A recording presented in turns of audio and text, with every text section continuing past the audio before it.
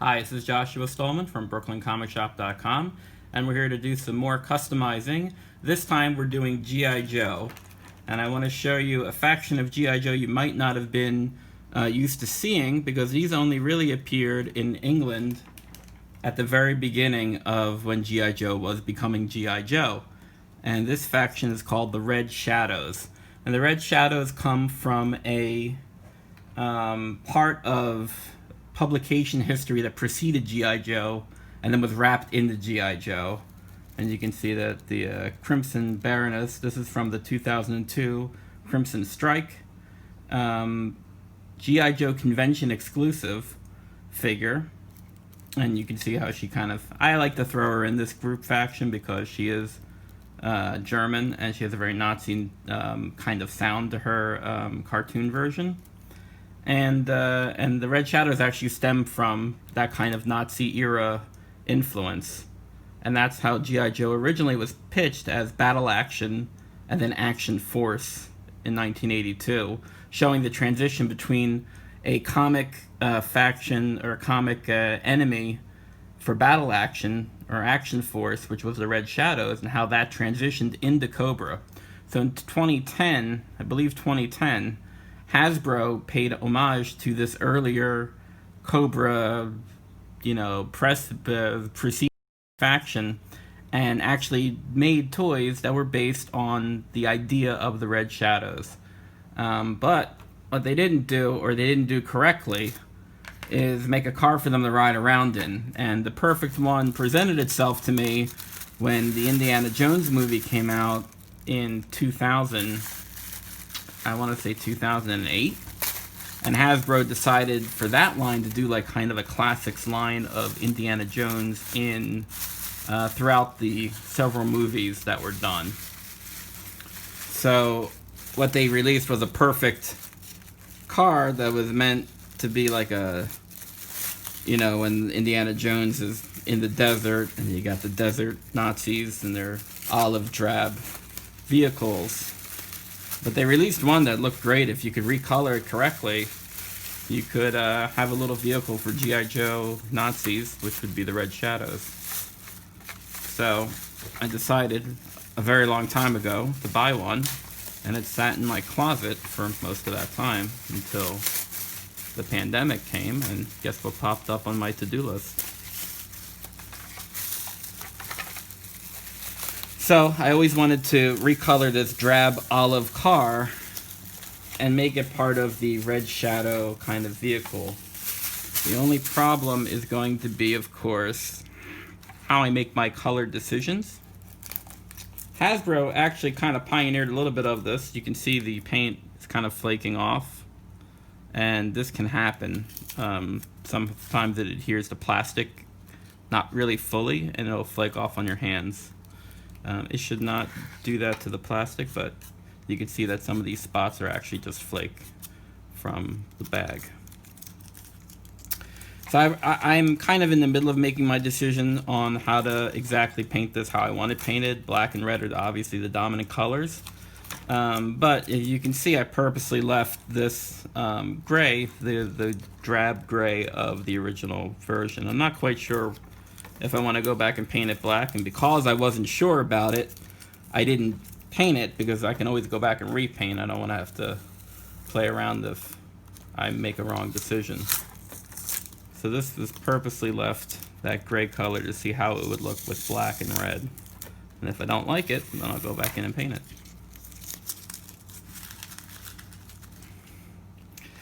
So in 2010, Hasbro released this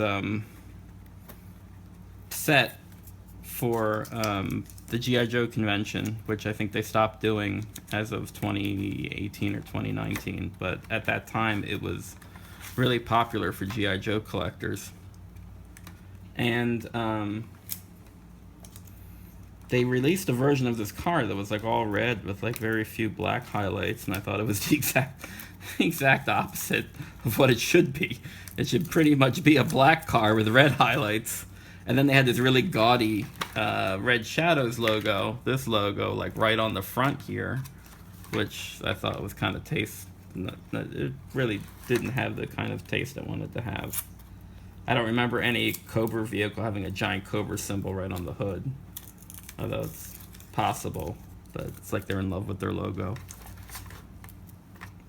This is the front of the vehicle. You can see the areas where I taped off.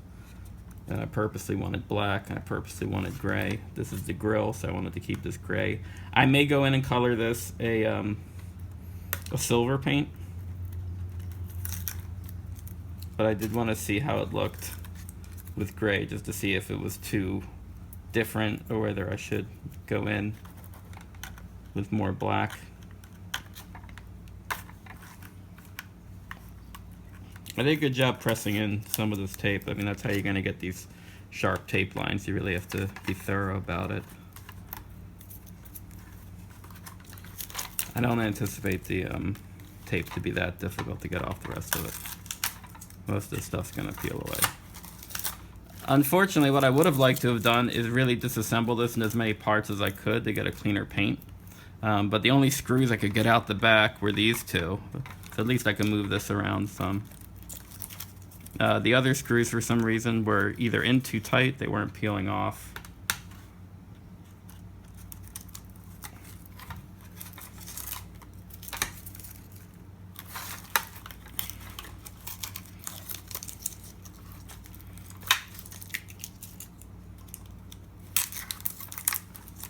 I wanted the seats to be pretty much the same color as they were. I wanted to see how that gray would work. That's why I left a lot of gray in the front, was because I wanted it to be somewhat unified and purposeful, and maybe it'll work, maybe it won't. If it doesn't work, again, like I said, I can always paint over it.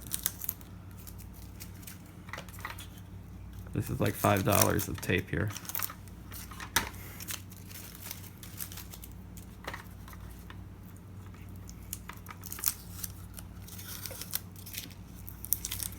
These areas where it was hard to get the spray in, I'll just come back in and touch up with like a either a micron ink, which is not really that permanent, but might work. If it doesn't work, I'll use a deco marker.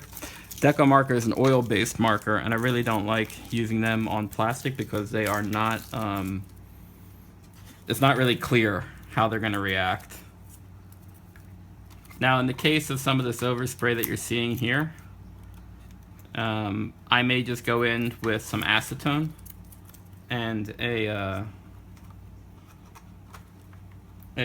swab and see if I can just clean up that line instead.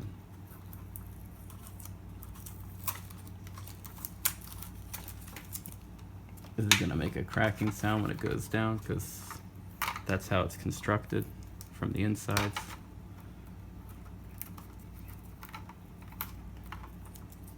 I wanted just the top of that to be red, so I just had to be really patient. This I'm going to actually use a little bit of help here to kind of peel it away.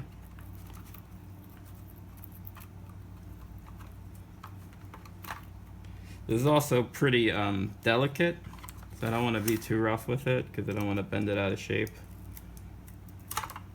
And if you're not going to put this up for display, if you have the Indiana Jones version and it's somewhere in storage, you better check the roll bar here in your wherever you have it stored, because this is really easy to get bent in a wrong direction if it's not properly stored.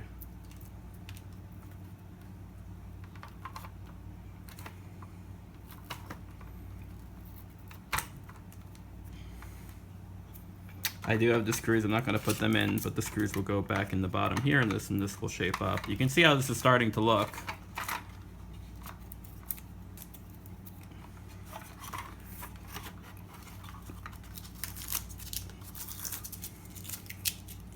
I think I like the gray. I thought I would.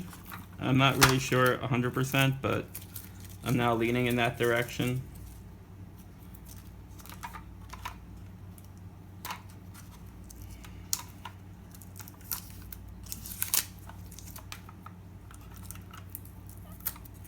And you can see how the black fits.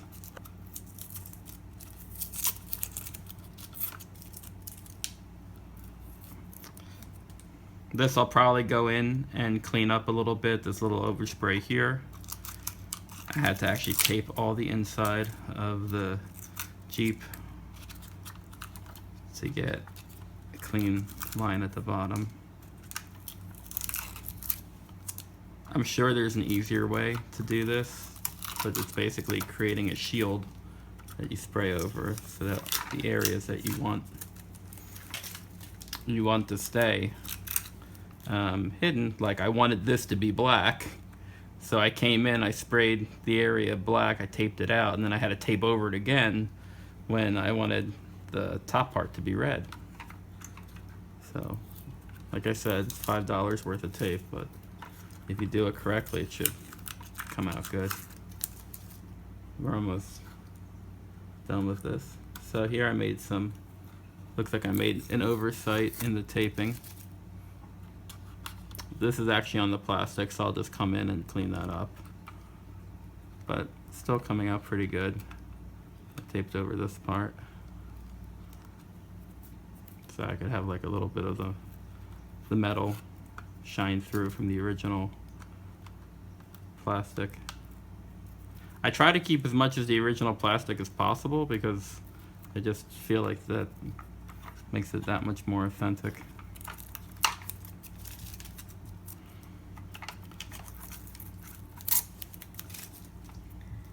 Because I'm planning on doing a second video, I might just stop now and you guys get the idea of how this is going to be, but we'll show you how the full piece looks when not only all these are off, but we're going to change some stickers on these. So we will come back with part 2. Well, part 2 will be a lot less work to do and more talking and showing. So thank you for joining us for this partial view of how to customize the vehicle for your Red Shadows. And to give you an idea of how they look, this is the scale that you're really looking to be in for G.I. Joes. The Black Major will fit in here. And Baroness, which we actually do have for sale on our website, she can also fit in the car. Give her the passenger seat. And we will return with the full effect in a short bit. But you can see everything's in scale. Thank you for joining us. Like I said, my name is Joshua Stolman. You can always check out the Brooklyn Comic Shop for vintage comics, original art prints, and much more. Thank you for watching. We'll see you in part 2.